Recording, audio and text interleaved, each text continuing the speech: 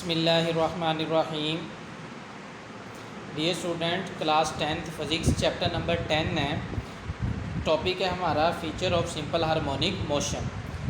हमने पिछले लेक्चर में सिंपल हार्मोनिक मोशन के बारे में इन डिटेल में पढ़ा था। क्या होती है सिंपल हार्मोनिक मोशन कह लें या हम वाइब्रेटरी मोशन कह लें किसी भी ऑब्जेक्ट की, तो हम उसे क्या कहेंगे, सिंपल हार्मोनिक मोशन ही कहेंगे।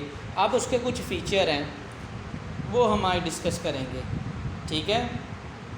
सबसे पहला सिंपल हार्मोनिक मोशन का जो फीचर है वो ये है, a body executing simple harmonic motion. हम कहेंगे कि बॉडी सिंपल हार्मोनिक मोशन कर रही है या सिंपल हार्मोनिक मोशन का अमल जारी कर रही है। Always vibrate about a fix position, अगर वो बॉडी वाइब्रेट कर रही है। तो नंबर 1 पॉइंट क्या है, असल में ये फ़ीचर का मतलब क्या होता है डिटेल में। इसका मतलब ये है कि जैसे हमने पढ़ा कि बॉडी सिंपल हार्मोनिक मोशन में है, तो सिंपल हार्मोनिक मोशन में बॉडी के होने के लिए ये 4 शर्तों का होना ज़रूरी है। उसके अंदर नंबर 1 शर्त ये है कि अगर बॉडी सिंपल हार्मोनिक मोशन कर रही है तो पहली शर्त ये है कि बॉडी वाइब्रेट भी करनी चाहिए, ठीक है। अगर बॉडी वाइब्रेट कर रही है तब वो सिंपल हार्मोनिक मोशन में है। नेक्स्ट हमारे पास है, it's acceleration is always directed toward the mean position. Acceleration हमेशा होना चाहिए मीन पोजीशन की तरफ। आपको याद होगा कल वाली डायग्राम में हमने 3 पॉइंट लिए थे। एक पॉइंट ओ था, एक पॉइंट ए था, एक पॉइंट बी था। पॉइंट ओ मीन पॉइंट था, मेन पॉइंट था, मीन पोजीशन थी। पॉइंट ए एक्सट्रीम पोजीशन थी, मैक्सिमम।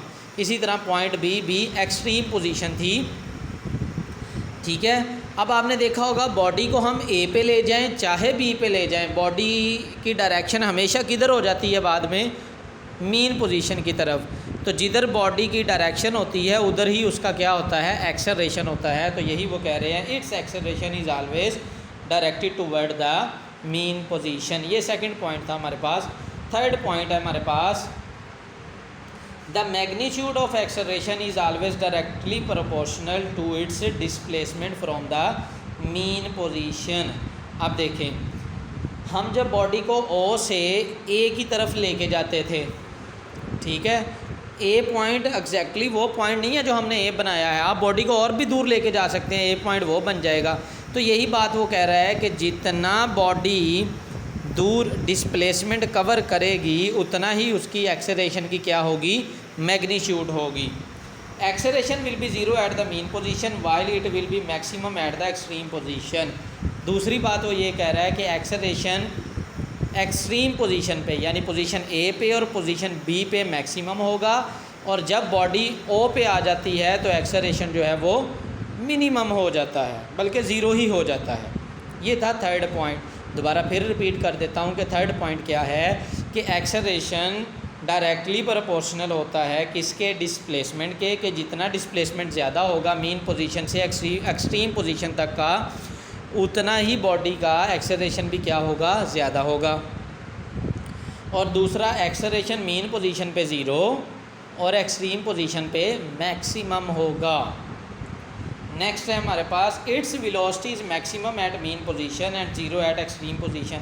अब जब हम बॉडी को ए पे लेके जाते थे, ए पोजीशन पे या बी पे, तो बॉडी क्या होती थी, वहाँ पे बॉडी की स्पीड जो होती थी वो एक दफ़ा बॉडी रुक जाती थी, फिर जब छोड़ते थे फिर आती थी वो मीन पोजीशन की तरफ।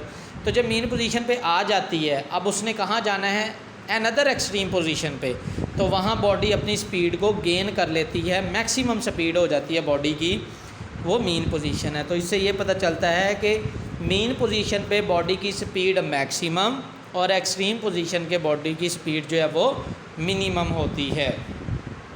ये थे हमारे पास 4 पॉइंट जो हमने डिटेल में डिस्कस किए। हर बॉडी तभी सिंपल हार्मोनिक मोशन में होगी जब वो क्या करेगी, नंबर 1 वाइब्रेट करेगी, नंबर 2 एक्सट्रीम पोजीशन जो है वो उसकी एक्सेलरेशन क्या होगा, ज़ीरो होगा, मीन पोजीशन पे मैक्सिमम होगा, फिर एक्सेलरेशन डायरेक्टली प्रोपोर्शनल होगा डिस्प्लेसमेंट, ठीक है। ये हमारे पास कुछ पॉइंट थे। अब नेक्स्ट जो है, आपने 4 सितंबर का जो क्लास वर्क है वो पहले 2 फीचर जो है वो राइट करने हैं ऑन रजिस्टर ठीक है। उसके बाद जो आपका होमवर्क होगा, होमवर्क आपने बच्चों करके आना है। कोई आपने होमवर्क रजिस्टर के ऊपर रिटर्न में नहीं करना।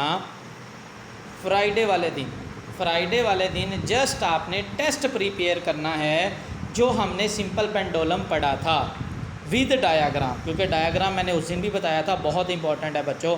इसका 1 नंबर होता है और बाकी 3 या 4 नंबर, अगर 5 नंबर का क्वेश्चन आए तो 4 नंबर थ्योरी के, 1 नंबर जो है वो डायग्राम का होता है।